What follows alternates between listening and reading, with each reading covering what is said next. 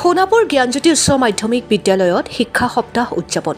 শিক্ষাই অন্ধকাৰ নাশ কৰে, শিক্ষাৰ কোনো বয়স নাই, শিক্ষা হৈছে শক্তিৰ উৎস। আমি সকলোৱে শিক্ষিত হওঁ আহক। শিক্ষাই আমাক পোহৰ দিয়ে। এনেদৰে ছাত্ৰ ছাত্ৰীসকলে হাতে হাতে প্লে কাৰ্ড লৈ এক সজাগতামূলক ৰেলী উলিয়ায়। সোণাপুৰ নতুন বজাৰ পুৰণা বজাৰ হৈ দিগাৰু গেটেৰে পুনৰ বিদ্যালয়লৈ উলিওৱা হয় এই ৰেলী। 200 ছাত্ৰ ছাত্ৰীৰ লগতে শিক্ষক শিক্ষয়িত্ৰীসকলে অংশগ্ৰহণ কৰা সজাগতামূলক ৰেলীৰ জৰিয়তে সকলোকে শিক্ষাৰ ক্ষেত্ৰত আগুৱাই আহিবলৈ আহ্বান কৰে ছাত্ৰ ছাত্ৰীৰ লগতে শিক্ষাগুৰুসকলে। Bureau report, Arunoday Assam.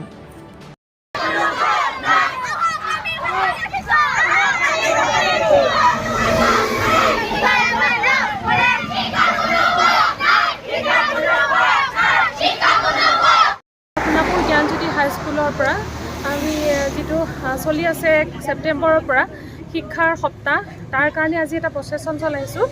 আৰু শিক্ষাৰ যে শিক্ষিত হ'লে যে আমি সুৰক্ষিত হওঁ, আমি সকলোৱে আমি জানিব লাগিব। তাৰ কাৰণে এটা সজাগতা আমি প্ৰচেছন চলাইছোঁ। এইটো একচুৱেলি সজাগতা প্ৰচেছন যে শিক্ষিত সমাজখনে আমাৰ গোটেই বিশ্বখনক আগুৱাই লৈ যাব। আমি সৰু সৰু কণ ল'ৰা ছোৱালীৰ পৰা আমি শিকিব লাগিব আৰু তেওঁলোকক শিকাৰ উদ্দেশ্যে তেওঁলোকৰ দ্বাৰাই যে আমাৰ সমাজখন গঠন হ'ব, সেই শিক্ষাৰ উদ্দেশ্যেৰে আমি আজি এইটো শিক্ষাৰ যিটো সপ্তাহ তাৰ প্ৰথম আৰম্ভণি আজি চলাবলৈ কিমানখিনি ছাত্ৰ ছাত্ৰী অংশগ্ৰহণ কৰিছে?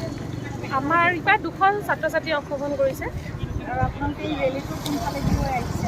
আমি আমাৰ স্কুলৰ পৰা নিউ মাৰ্কেট হৈ পেলাই অল্ড মাৰ্কেট হৈ ওলাইছোঁ।